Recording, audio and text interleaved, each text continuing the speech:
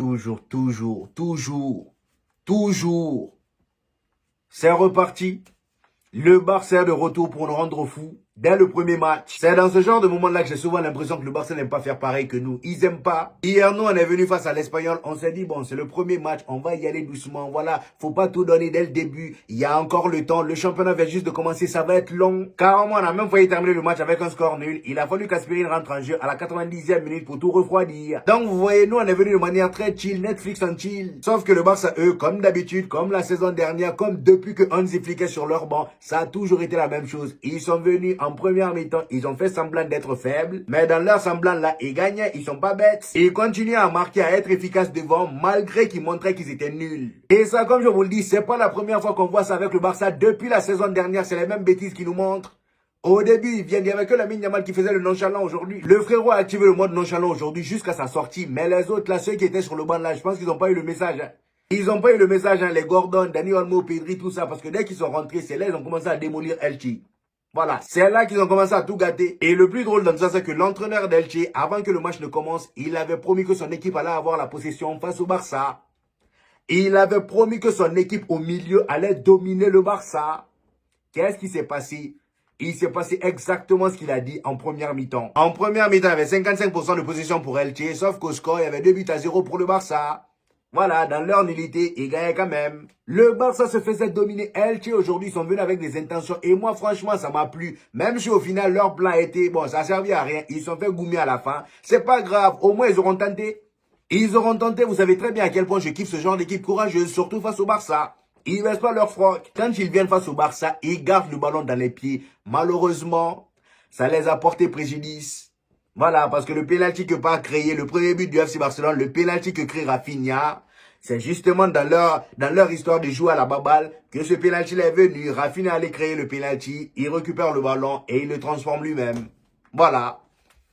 Rafinha qui d'ailleurs aujourd'hui a joué en tant que numéro 9 et quel match de sa part. Premier match en tant que capitaine numéro 1 en Liga. Quel match de sa part. Je ne sais pas si c'est de ça Lamine Yamal était jaloux parce qu'aujourd'hui, là, franchement, l'attitude de Lamine Yamal, je ne sais pas si vous avez regardé le match, hein, mais l'attitude de Lamine Yamal était exécrable.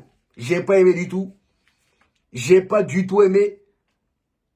Que ça soit avec ballon ou sans. Déjà, avec ballon même, il y avait trop de déchets. Il y avait trop de déchets. Il partait jamais à 1 contre 1. Son point fort là même, les dribbles, on ne voyait pas ça. À chaque fois qu'il avait le ballon, il faisait des passes bizarres. En deuxième mi-temps même, c'était pire. C'est justement comme ça on l'a sorti. C'est comme ça Hansi Flick l'a sorti. Il faisait trop le nonchalant, on dirait qu'il n'avait pas envie d'être là. C'est à peu près la même attitude que Julian Alvarez du côté de l'Atlético de Madrid aujourd'hui. Sauf que Julian Alvarez, lui, il a un réel problème avec l'Atlético de Madrid. C'est pas pareil. Sauf que Lamine Yamal, lui, il agissait pareil, mais sans problème. Après, peut-être qu'il a des problèmes avec le Barça actuellement, mais on ne le sait pas, c'est pas public. Vous voyez ce que je veux dire? Et attitude mise à part, mais même son football, les amis, ça fait un moment que, Lamine Yamal, c'est pas trop ça. En Coupe du Monde, on l'a vu, hein. En Coupe du Monde, on l'a vu, même si je l'ai défendu un peu dans ma vidéo Ballon d'Or, c'est vrai que par moment, il était impliqué sur certains buts importants. Mais franchement, le Lamine Yamal qu'on connaît, les amis, ça fait un moment qu'on ne le revoit pas. Ça fait un moment. Et aujourd'hui, il n'était pas dedans du tout, du tout, du tout. Et en plus de ça, c'est côté, la composition qu'Hansi Flick fait au milieu, là, c'est justement à cause de ça que le Barça s'est fait bouffer au milieu.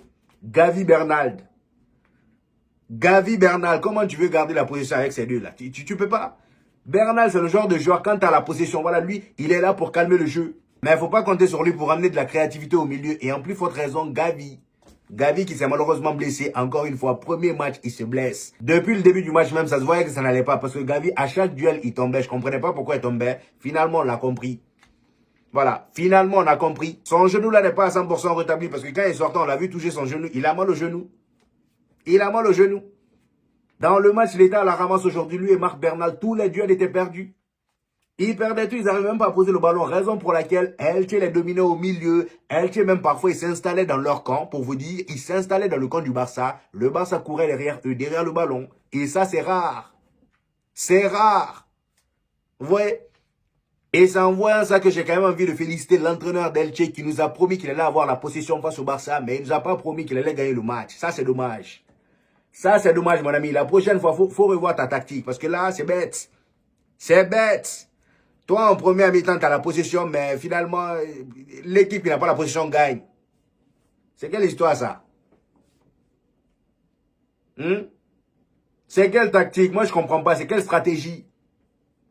Finalement, le Barça, en première mi-temps, il gagnait 2 buts à 0. Rafinha, après son penalty marqué. Le deuxième but, c'est Gordon. Sur une passe de qui? De Rafinha. Je vous ai dit, Rafinha est en pétard aujourd'hui. Il est en pétard même depuis les phases de préparation. Même dans son attitude. Contrairement à Lamine Yamal, Rafinha, tu sens qu'il a la niaque. Même aux entraînements. Les vidéos d'entraînement qui sortent du Barça, là. Regardez un peu Rafinha, comment il est agité. Le gars, il a faim. Je ne sais pas si c'est parce qu'il a le brassard en main que ça lui donne une certaine responsabilité. Je sais même pas comment qualifier. Le gars, tu sens qu'il a envie. Voilà, il est là, il presse. Et franchement, pour le coup, en tant que neuf, il n'est pas mal. Hein. Il n'est pas mal du tout. Vous avez vu hein, ce qu'il apporte. Dans son pressing, ses déplacements, le gars dans la finition, il est bon. Qu'est-ce que vous voulez d'autre? Qu'est-ce que vous voulez d'autre? Julian Alvarez du côté de l'Atlético de Madrid, ils vont pas le lâcher aussi facilement. D'ailleurs, aujourd'hui, Julian Alvarez, il a joué, il est rentré à la mi-temps. Dites-vous que du moment où il a mis les pieds dans le stade, jusqu'à la fin, il se faisait siffler.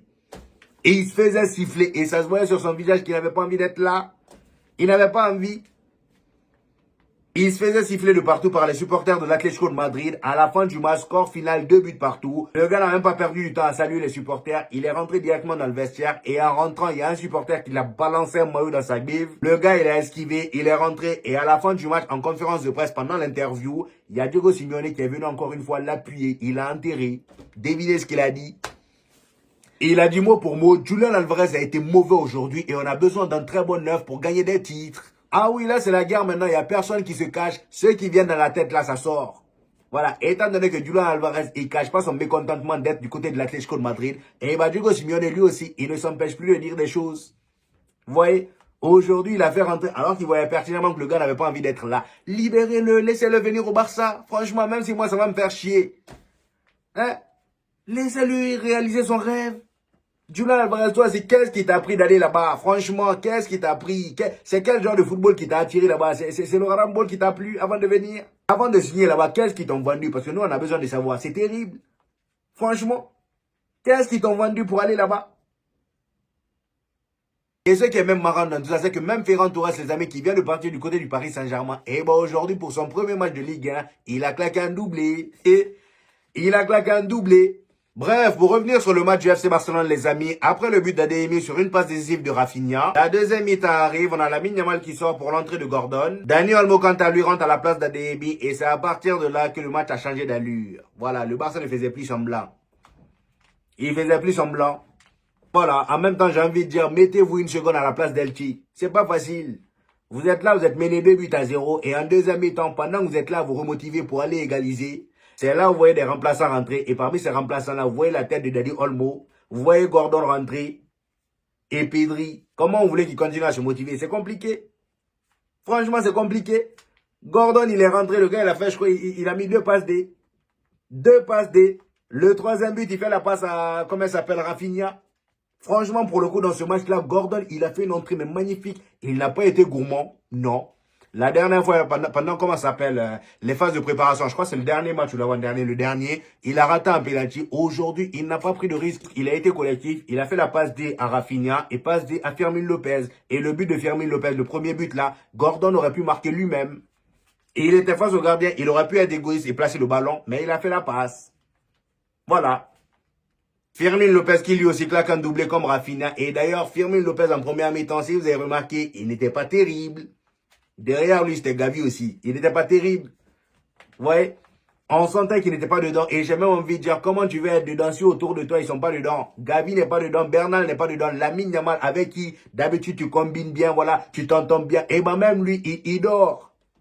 Lamine Yamal a activé le mode nonchalance aujourd'hui. Franchement, c'est l'une des raisons pour laquelle, en première mi-temps, Fermín López n'était pas dedans. Regardez en deuxième mi-temps, dès l'entrée de Dani Olmo. Dani Olmo, ça part vite. Quand il est en forme comme ça part vite. Vous voyez? Dani Olmo, Pedri, Gordon, ça l'a mis la leur. Voilà, 1, 2, tac, tac, but. 5-0. Qu'est-ce que vous voulez d'autre? Ils sont revenus, voilà, pour nous faire mal à la tête. Ils ne veulent jamais faire la même chose que nous. Et ils viennent et ils posent le point sur la table. On est là. La même équipe que vous avez laissée la saison dernière, là. Ils sont là. Voilà. Et la seule chose à faire maintenant en tant que Madrilène, c'est de prier que les choses s'améliorent chez nous, footballistiquement parlant. Et que voilà... comment dire, dans notre pressing, dans notre jeu sans ballon qu'on s'améliore parce que c'était ça notre réel problème hier. Et le problème au milieu, vous voyez? Et prions ainsi que le Barça ne récupère pas Julian Alvarez parce que vu comment c'est la salle Julian Alvarez, il te claque des 5 buts à Elche. Et imaginez avec Julian. Mais on est cuit. Imaginez. Vous voyez ce que je veux dire? Et là, Rodri n'est même pas encore là. Il n'est pas là. Imaginez un peu si tous ces gens-là reviennent au même moment. Et ça va être dur. Qu'on se le dise. Qu'on se le dise. Et d'ailleurs, en parlant d'arrivée, il y a aussi des histoires de départ à Barcelone. Ce matin, on a appris que, comment il s'appelle lui là? Balde.